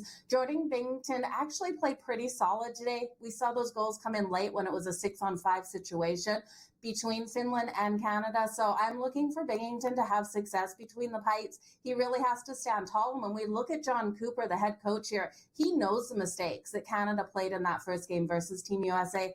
They weren't able to get those shots on goal. They passed around the puck and played with it way too much out there. If they play like they did today versus Finland, taking those shots, getting those rebounds, Canada has every opportunity of winning. So I took Canada and I took the under. All right, so a little Canada, a little under. Tom, what are we starting to think for the Thursday nighter? Obviously, all those make sense. I can never bet on Canada. It is what it is. I think the under is the right play. What's interesting to note, at least my first glance at this, is so many of the shot props are so much lower than we normally see. Nathan McKinnon is at 2.5. 2.5 for Nathan McKinnon is absolutely unheard of. Normally, it's 3.5 with a lot of juice, as it was today. Or his normal regular season line is 4.5 sometimes. Now it's 2.5 minus 170. So, one of the theories, we've talked about, or at least I've talked about during football season with Adam and Dave on the pregame shows is, Sidney Crosby minus 1.5, over 1.5 goals is minus 144. Connor McDavid is 2.5 shots, was extremely low for him, minus 118. If you play like 3 or 4 of these, maybe 5 of these, you're hoping that like 4 of the 5 hit. I'm not sure who's going to be getting all the shots because the lines are different, because their props are different, and you're just hoping to come out net positive. So that's where I'm going to have a whole lot of interest, just taking 3, 4 of these different players, hoping at least 3 of them come through. There are no USA shot props posted because Matthew Tkachuk obviously also not playing tonight, but we have to wait to see if he's going to be playing in that game on Thursday. So still got to wait. Yeah, make sure everyone comes out of tonight's game unscathed, which, again, is a fascinating element of that game. My question then, kind of to follow up, is what is so rare about this tournament, and I cannot imagine that this has ever existed before, this has gained more attention, more bets, and seemingly more effort from these guys than even the regular season. And that's not that their regular season effort isn't great, but this seems to be a whole nother thing. So I'll go back to you then on this, Tom. Hangover for these guys who are playing Saturday, 2 days after this whole thing? We're talking about 1 or 2 players. What is the most? Florida has the most players. The Rangers have the most players, but there are some teams that have maybe 1 player playing. They should be rested and ready to go. We're talking about almost 2 full weeks off of these teams. So maybe a player or 2 takes an extra game or 2 to start hitting some extra shots or a goal here or there. But if you told me, frankly, for the Jets, talking about Hellebuck, if Mark Scheifele, the top-line center for the Jets, is maybe one of the biggest snubs for Team Canada, if he comes out firing the first 2 games, that's actually where I'm more interested. And if Kyle Connor is a step behind, Josh Morrissey is a step behind because they played some extra games, I would actually have interest in the players that didn't make rosters, someone like Tage Thompson, Jason Robertson, Clayton Keller for Team USA. Those 3 players, I actually have more interest in on the other side of the, once we start on Saturday. What do you think about that, Joe? Yeah, I think you've got the best of the best out here on the ice, right? I don't think a lot of them are going to miss a step getting back out there with their teams. I know that was one of the concerns with Cale Makar, if he was going to play today, was that he wanted to just be 100% right for playing with Colorado. So these players, even though this means so much, they're playing for their countries out there, I don't think they're going to miss a step once they hit the ice. And I know it's a short turnaround, but look at what they do. Normally during the regular season, they've had an extended break between today and that Thursday game. So I think they'll be just fine turning around and playing on Saturday. My concern would be more so with maybe Connor Hellebuck. He will have a rest on tonight for this game, but that's a lot of games for him under his belt. I doubt if he's scheduled on Saturday that he'll hit the ice for that team. So that's where I would be looking. Otherwise, I think they're going to be pretty good out there. Yeah, maybe it's one of, again, we're having fun. I hope it has no impact. If anything, maybe McDavid's feeling amazing. And he's like, no, I'm in a completely different groove. it's just very rare to put legitimately additional taxing games on guys. It's in all sports. Again, I know hockey's different. I know they're the toughest of the tough. They play with broken ligaments and all of that. It is odd that you have Crosby and McDavid and McKinnon. Like, yeah, these three games are as important as any I'll play. But this is like a practice run for next year when the Olympics take place in February, and they're going to have a 3-week break.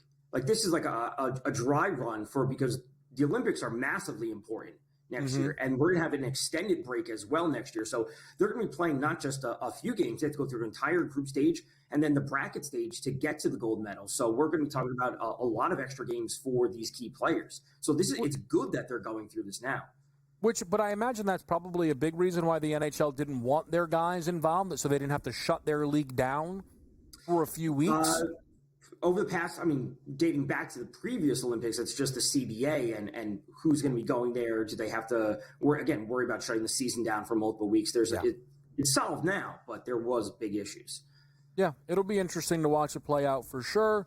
We got a game tonight, and then we wait till Thursday. But then we get the rematch, which everybody is very, very excited about. The Sports Millie duo, Joe Madden, Tom Vecchio, appreciate you both stopping by and dealing with me as we talk a little hockey here on a Monday night. We're taking a quick break. We'll come on back. It's more Game Time decisions. We'll update you on Mississippi Valley State next. Oh, my goodness.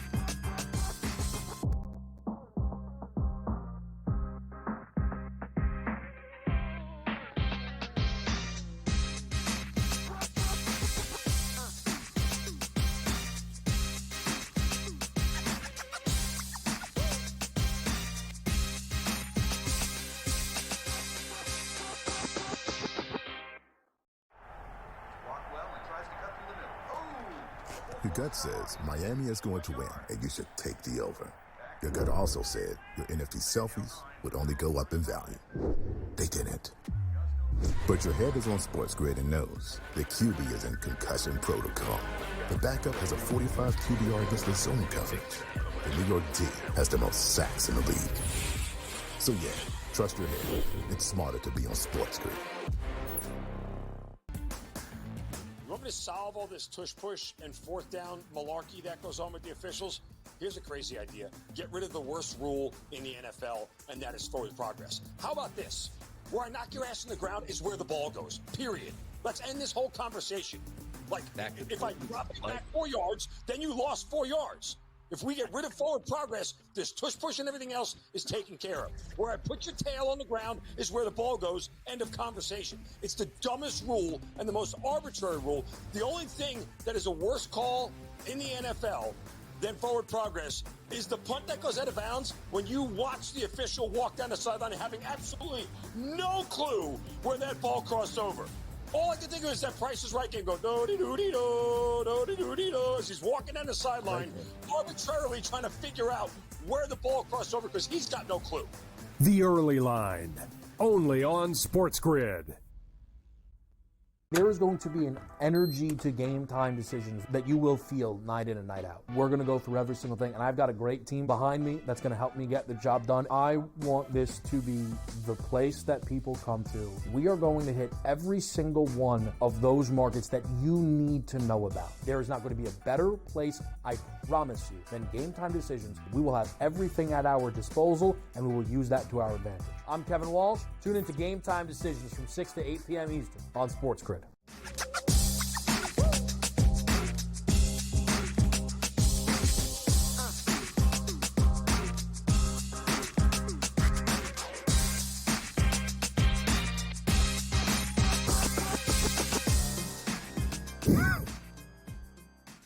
All right, we're back right here on SportsGrid, and I'm going to say this over on at the Kevin Walsh.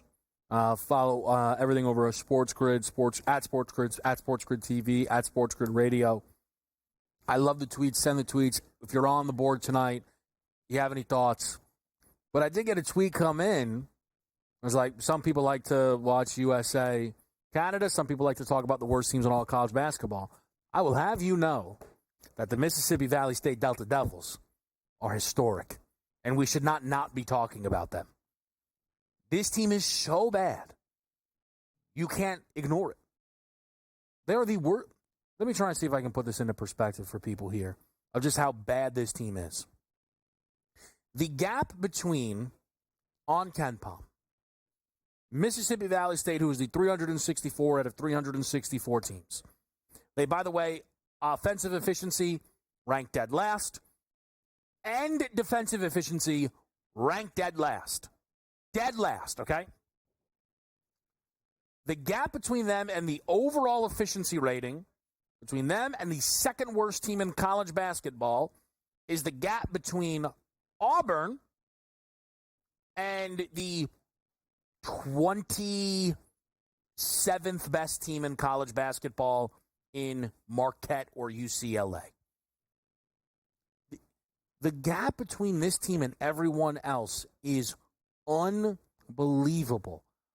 On a neutral court, they're catching double digits to every single team in the country. Like it is a special kind of horrendous that this group has put on display. Their one conference win, their one Division I win, incredibly did come against the second worst team in the country, Arkansas Pine Bluff, by 3 on the road. They were 12.5-point underdogs in that game. They have a rematch on March 1st. You're telling me that isn't as historic as USA Canada? I mean, at least from a look-ahead perspective, I'll say this. Mississippi Valley State and Arkansas Pine Bluff, equal levels important as the USA-Sweden game tonight? I mean, is that crazy? Is that the craziest take you've ever heard? Maybe. They're down 20. We took 17.5. You're like, man, we're probably going to cover for a while. We were not covering with 8 minutes and 53 seconds left in the first half. Down 20. We are still down 20. It's not how I wanted it to go, but it's how it's going. Also, Jackson State came out. Oof, we may get knocked around tonight. With their hair on fire, that totals up to 159.5. We hate to see that. Here's the thing. A lot of game left. McNeese is up 13 early, which is good to see. I hope it's not one of those situations where we wish we laid first half, but they are up now laying minus 17.5 in that game. So, I mean, get excited. How do you not want to get involved with this Morgan State team? Is this number climbing? Up to 9.5. Oh, man. Oh, man. Miak moving against me a little here. Up to 9.5 across the board. They're going to cover. I trust this Morgan State team. Tempo, tempo, tempo. Pace is on their side against North Carolina Central tonight. Numbers a little inflated. We're going to grab us a cover. We are going to grab us a cover. I do believe that. All right? Let's hope. Down to 18, Mississippi Valley State. I mean, come on. Rooted in. I got to find a stream for this thing. I mean, they're not showing this anywhere? If by chance anyone in the back wants to help me out, let's get a stream going for Mississippi Valley. This is the most coverage Mississippi Valley State, the Delta Devils, have gotten on the show, probably in the history of their program. Well, maybe not. If not, salute. If so, glad I stepped up. We're going to take a quick break here. When we come on back, we will update you on the rest of the college basketball card that's coming with big games still to be played. Number 3, Duke in action. Number 19, Arizona, as well as another Big 12 battle with Utah and K-State. We'll talk about it all here on SportsGrid.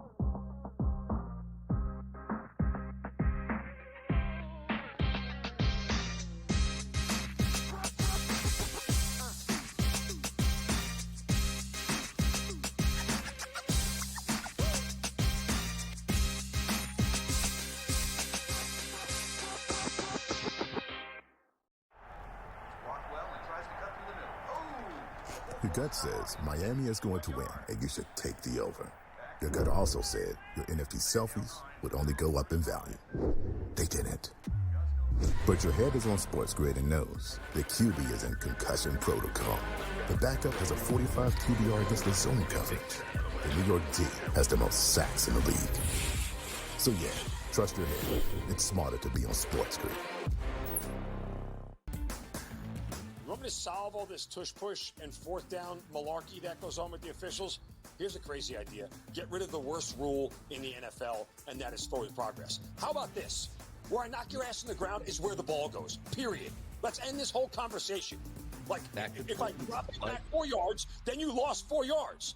If we get rid of forward progress, this tush-push and everything else is taken care of. Where I put your tail on the ground is where the ball goes, end of conversation. It's the dumbest rule and the most arbitrary rule.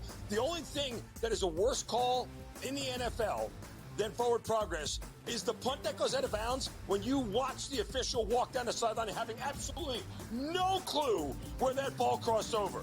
All I can think of is that Price is Right game go do-de-do-de-do, do-de-do-de-do, as he's walking down the sideline, arbitrarily trying to figure out where the ball crossed over because he's got no clue. The Early Line, only on SportsGrid. There is going to be an energy to game time decisions that you will feel night in and night out. We're going to go through every single thing, and I've got a great team behind me that's going to help me get the job done. I want this to be the place that people come to. We are going to hit every single one of those markets that you need to know about. There is not going to be a better place, I promise you, than Game Time Decisions. We will have everything at our disposal, and we will use that to our advantage. I'm Kevin Walsh. Tune into Game Time Decisions from 6 to 8 p.m. Eastern on SportsGrid.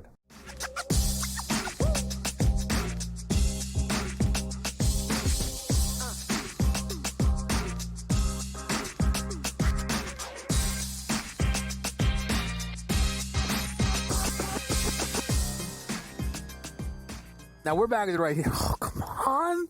We're back here on Game Time Decisions. So, update, Mississippi Valley State streams their games on their own YouTube. So beast. I know we're not supposed to do play-by-play. Are you sure it applies to Mississippi Valley State games? Like, they might appreciate it. They might be like, listen, just run this underneath. Dunk that! And one! To the cup! That's all I'll do. I'm not going to miss another one of their games. Subscribe! Subscribe! What legends. All right, so we're in the mix there. We are also in the mix with Duke tonight. I want to actually zoom out for something that I wanted to, we're going to have Dave Sharapan join us in a little bit. But this weekend we saw Auburn against Alabama in a great basketball game. 1-2 for the first time, and we saw Auburn get the job done. They received 59 of 60 first-place votes from the AP. Florida received 1. Florida has 3 losses. They won at Auburn, obviously carrying a lot of weight for that voter. It's not a big deal. Bama fell back 2 spots. Houston checks in at 5th. So it goes Auburn, Florida, Duke, Bama, Houston as your top 5, and that's where things sit. Auburn is clear-cut, undeniably deserving of the number 1 spot in the AP poll. Okay? I do not agree with the gap that they are starting to create from Duke or even Houston in the outright market. Just because the SEC is the best conference in the country, which it is, it does not mean they are going to deliver us the champion. Now, they're going to have a great chance. They're going to put in at least 10 teams, maybe 12 into this tournament, right? We understand just how good the SEC is. That top 25, Ole Miss, Miss State, Kentucky, Missouri, A&M, Tennessee, Bama, Florida, Auburn. What's that, 9 teams in the top AP's 25? So we understand how great this conference is. And Auburn being 23-2 is super, super impressive. But I saw them play Duke and I saw them play Houston, and those were incredibly close basketball games. They played Houston, not at Houston, but in Houston. Played them where the Rockets play. Super close ball game, back and forth. Houston up 5 at the half. Let it slip. They lose the game by 5. Great ball game. Auburn went to Duke. Duke up 7 at the break. Both teams actually at one point had a double-digit lead. Duke ends up winning the game by 6. Great ball game.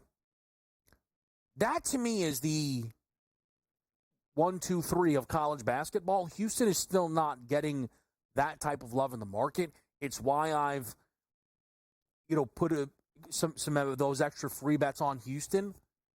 I'm starting to become more and more enamored with that team, and the price is a part of it. I mean, Houston's price is almost identical to where it was preseason. In some spots, it is. Houston is going to end up on the 1 line. I feel very confident in that. I know that it's perhaps foolish of me because the SEC is historic this year, but I really don't think they're going to put 3 teams on the 1 line, the SEC. I don't. I think Houston, who's going to win the Big 12, is going to end up on the 1 line. I do. They are supported by a lot of the metrics. We know that. And I just think that that's diversity. Now, again, they're going to get 2 of the teams. I just don't think they're going to get 3. I don't think they are. And I think that could make the difference here ultimately. But for Auburn, again, the number 1 team in the country, yes. But if they played Houston tomorrow, it's a 2.5 point line on a neutral. 2.5 point line. If they play Duke, it's -1.5 to 2. If that. I don't think they should be on FanDuel +330 to Duke's +450, and certainly not +330 to Houston's 9-1. I don't think that should be the case. I don't.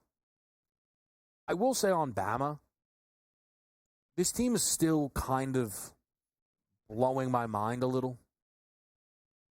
If you look right now, the top 4 teams in college basketball, on Ken Palm's top 4 is Auburn, Duke, Houston, Florida. What those teams have in common is they all rank 15th or better offense and defense. Tennessee is the number 1 defense. They're 30th on offense. Bama is the 2nd offense. They're 38 on defense. Can either of those teams, without being next level elite on one side of the basketball, win the national championship? And it's very interesting when you see the Bama gap between them and Tennessee and the numbers. 950 Bama, 17-1 Tennessee. I don't really like that Tennessee team that much. Again, Bama remains fascinating. They've lost 4 games, right? Close one to Oregon. They lost at Purdue. They've lost at home to Ole Miss and Auburn.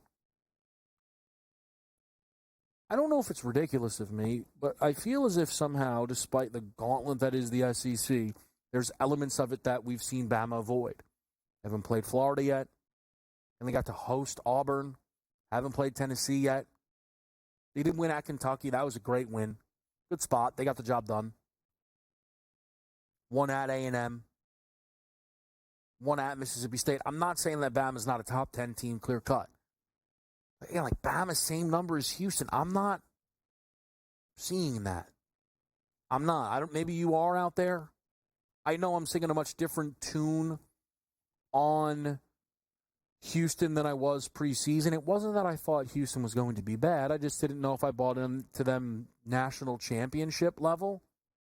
I do. Duke was my preseason pick. I feel good about that. I buy into Houston as much. That is college is a little different, right? We just came off of the NFL season. Philadelphia Eagles Super Bowl pick. That never changed. That never wavered. And there was never I like the Eagles or. That was different. College is a little different. For me, it's Houston or Duke. That's what it's going to come down to. And I told you, I will not be adding anybody else to win a national title. That just won't make sense. Not if the numbers, but also just not with what I believe. Houston's win this weekend over Arizona, I thought was incredibly impressive. Down 9, on the road, against what's supposed to be the type of team that you would think could extend on them. Too good offensively. How's Houston going to come back? They handled themselves. They held Arizona 58 points. 58 points. I mean, that's pretty impressive. That's pretty impressive.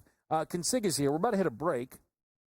But Consig, you pop in. We're gonna make. What are you wearing? Sixers? Yeah. What's that about? It's the only red, white, and blue stuff I could find on such short notice for the USA game. Couldn't find the USA stuff. I figured you might like the Philly stuff. Plus, I figured we might talk about the NBA All-Star game and what we can do to fix it because you were entertaining me with your tweets last night. So we'll do just that then. We'll talk Four Nations All-Star Weekend. Philly? Eagles? People are asking for it out of nowhere? If they want.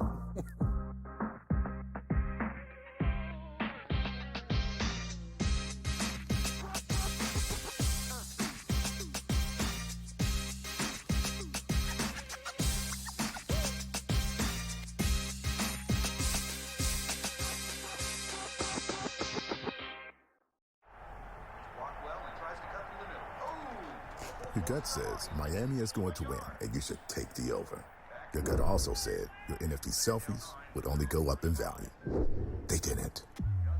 But your head is on SportsGrid and knows the QB is in concussion protocol. The backup has a 45 QBR against the zone coverage. The New York D has the most sacks in the league. So yeah, trust your head. It's smarter to be on SportsGrid. You want me to solve all this tush-push and fourth down malarkey that goes on with the officials? Here's a crazy idea. Get rid of the worst rule in the NFL, and that is forward progress. How about this? Where I knock your ass on the ground is where the ball goes, period. Let's end this whole conversation. Like, if I drop it back 4 yards, then you lost 4 yards. If we get rid of forward progress, this tush-push and everything else is taken care of. Where I put your tail on the ground is where the ball goes, end of conversation. It's the dumbest rule and the most arbitrary rule. The only thing that is a worse call in the NFL than forward progress is the punt that goes out of bounds when you watch the official walk down the sideline having absolutely no clue where that ball crossed over.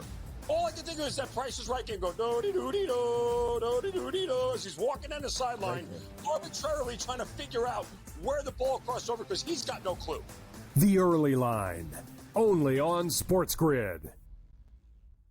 There is going to be an energy to game time decisions that you will feel night in and night out. We're going to go through every single thing, and I've got a great team behind me that's going to help me get the job done. I want this to be the place that people come to. We are going to hit every single one of those markets that you need to know about. There is not going to be a better place, I promise you, than Game Time Decisions. We will have everything at our disposal, and we will use that to our advantage. I'm Kevin Walsh. Tune into Game Time Decisions from 6 to 8 p.m. Eastern on SportsGrid.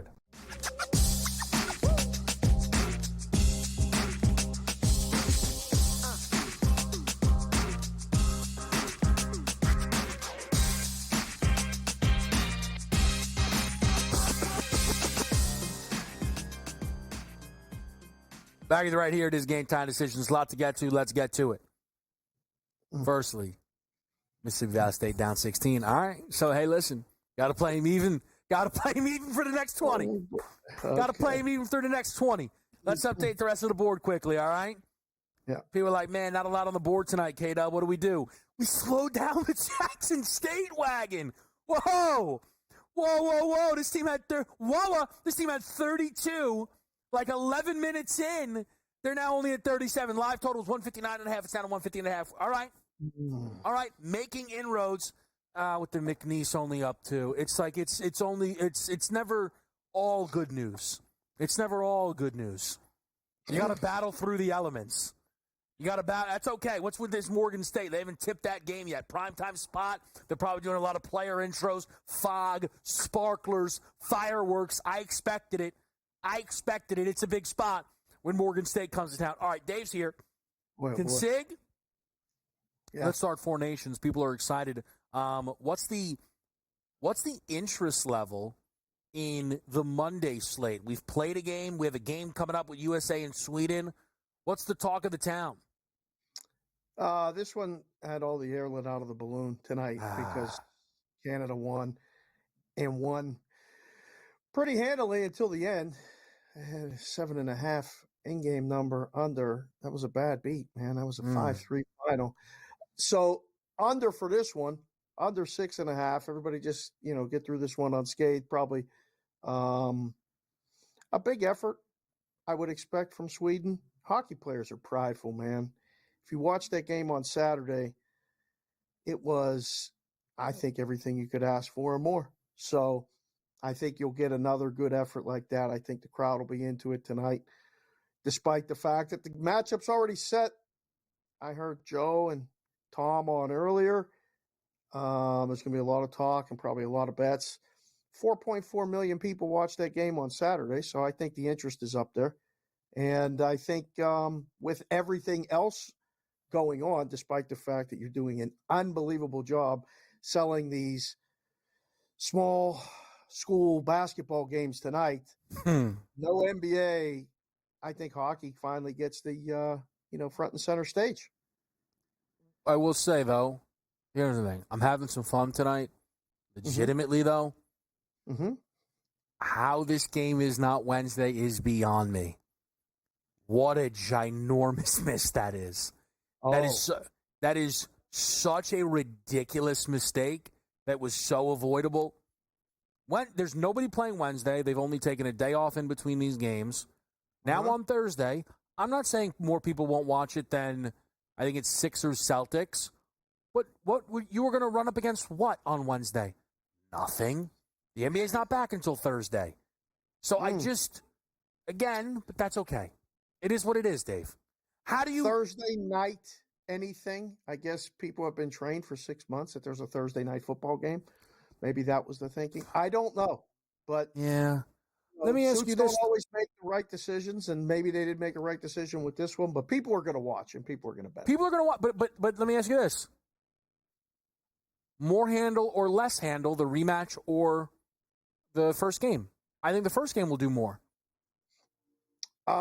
Yeah, Saturday, it being on a Saturday and at night, Saturday night with all the buildup.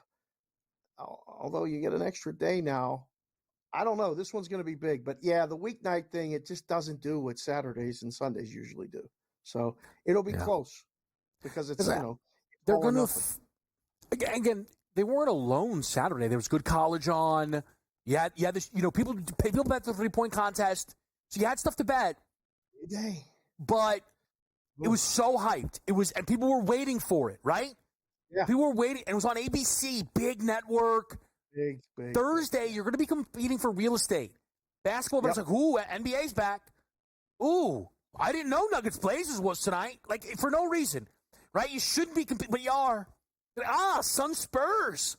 Wemby's going to be upset. They lost. I'm on those Wemby double-double. You like it? Yeah. So Wednesday would have worked a little bit better. It happens. All-star game. Let me ask you this. Yep.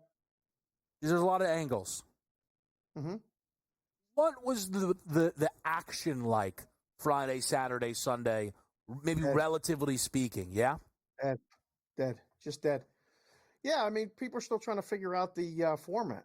Do you bet this team, this team, and how much time in between games, who gets to advance, who's going to play, who didn't? You were tweeting about Anthony Edwards yesterday. I don't know.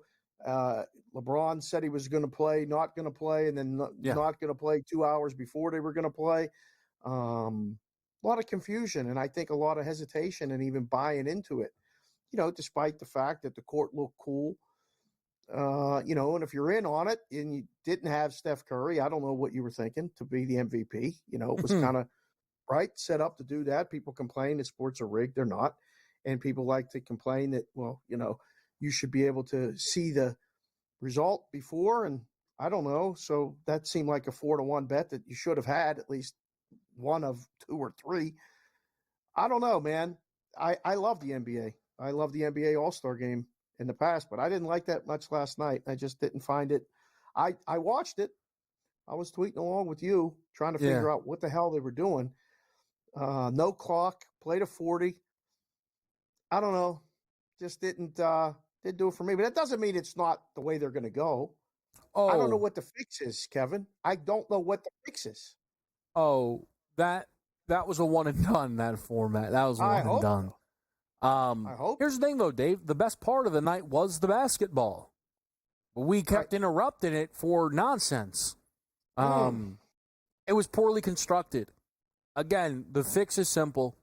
NBC, listen, I like what I do here at SportsGrid. You don't need to hire me. You give me a phone call, all right? I'm good. You just give me a call. Hey, what do we... Nostalgia, play the hits. Rookie sophomore game Friday. You get some stars in the mix on Saturday. All right? And then Sunday we're back to East-West. Because Dave, guys in the room, you know what they would have killed for on Sunday? Hey, can we book a game with a total of 329.5? Sign us up. Please. We understood that. East -4, West -4, Sure. 320. Let's go. Sure. Now we're cooking. We'll be right back here on SportsGrid.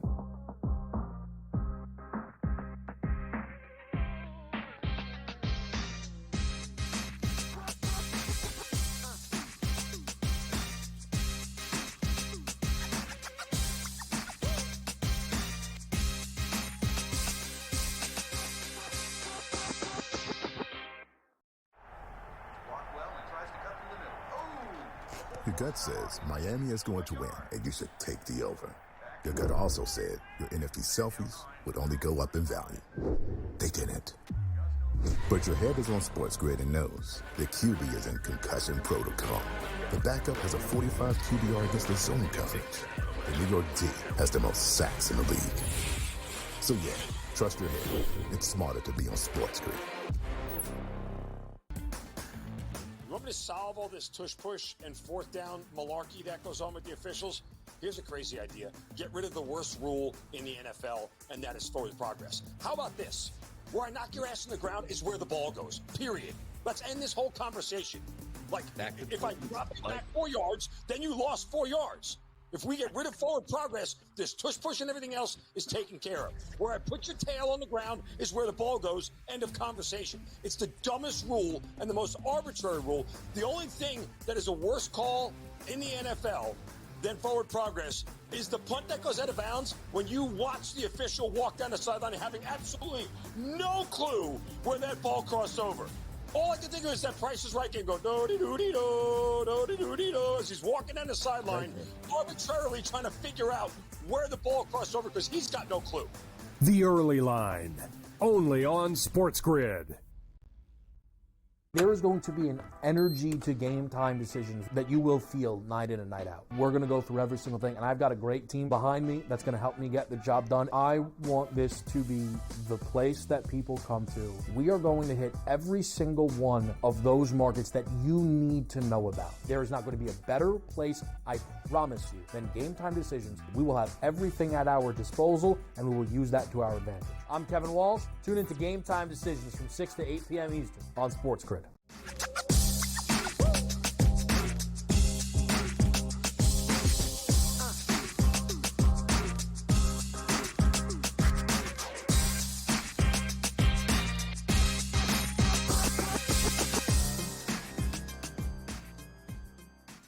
Hey guys, good news. Yeah, first basket, second half. We cut this thing down to 14. All right. Hey, you're either with us or against us. I'll tell you that right now. You're either with us or against us. The only way I see it. This Alabama State team came down. I mean, here's the problem. I really like their uniforms too. I do. This team's got some juice to them. I could be on Alabama State next game, not this game. Wow. We'll root it in. Who they play next game? Just curious. Nah, you know, right? You would think I would know it off the top of my head, but I actually don't, so I'll check it. Florida A&M. So could be a it's about a barn burner. Dave, where is your attention tonight? Is the big thing tonight? Is it Smorgasbord? Is it Duke, Virginia? Is it still USA, Sweden? It's USA, Sweden, but like I said, not as nearly as much as it was. No, college basketball. I mean, it's Big Monday with 3 big games, I guess, if you can call Kansas State and Utah big. But Duke, Virginia. Virginia's been interesting, right? It's a huge number. Looks like a football spread. Duke will go over the totals. A question. I mean, down on 2. So we're already really low. And Arizona, Baylor, a lot of questions. More questions than answers. Is this Arizona's opportunity to win a game on the road that looks like they shouldn't win? Yeah. Let me pick that up there because I think Dave's going to hit a refresh. So I will say with Duke tonight, we are laying 13.5 against Virginia. I think Virginia struggles to score. I am not messing around with this game. If you guys know me, my cards very rarely feature laying double digits. I'm not playing it under. I'm not trying to I'm not surprised if Duke hits 80 in this game. It's like, oh, then why don't you play the Duke team total? Because they may only need to score 65 in order to cover 13.5. I'm just laying 13.5, and we'll check the results when we get them. Nice. I took a first half over in Baylor, Arizona, 71.5, and I took a K-State team total over at 72.5. That's how I approach those games tonight, Dave. I think they're fun games tonight. But, man, they're tricky games, which I like. It's fun. I think these are really, really – like Duke laying that big number on the road. It's UVA. I think that's good stuff. I think you're right. Listen, we got to focus on other conferences when we can because the SEC is basically taking over college basketball. After what we saw in the weekend in Auburn, in Alabama, and the entire conference, it feels like almost every team is ranked. They're the deepest conference. There's a night to focus on the best team in the ACC and the next closest team to actually have a shot at winning this thing in March that's not in the SEC. And a team that gets everybody come March, Arizona. Baylor's down a little bit, but we'll see. Again, Arizona played Houston over the weekend, and it just keeps coming back to Houston for me, K-Dub. Yeah, I'm at the same place, Dave. I keep coming back and going. Same place. Can't get away from them. Yeah, same spot. I was so pleased with, and I know I was betting the favorite, but Duke gave me such returns. I was like, man, I'm going to stick with it. And I played that Houston bet because I knew it was a good number. And maybe I'm now backing the number, but I actually think the gap between them and Auburn is preposterous. Like, I think it is absolute. Like, just because Auburn's in the best conference, it's not like Houston's in the American like they used to be. Like, the Big 12 still has good teams. And Houston beats all of them. I still think Houston ends up on the 1 line. I do not think they're going to give the SEC 3-1 seeds. I really don't. Ooh.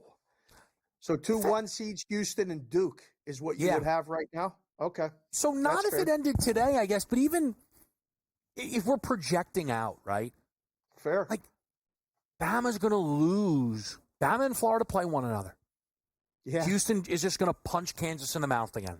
You know what I mean? Like, that's kind of where I'm at with that.